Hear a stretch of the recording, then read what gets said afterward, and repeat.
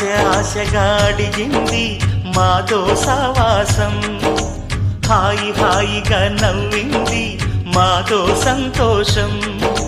మధురమైన మమకారం మా ఇంటి పేరు అంటే, మనసు మీటు అనురాగం మా మాట తీరు అంటే, బతుకంటే ఎంత బాగుంటుందా అనుకోదా లోకం. ఇటువంటి వింత తను చూసిందా అనుకోదా స్వర్గం. సరే పమాగరే సరే సరే సా.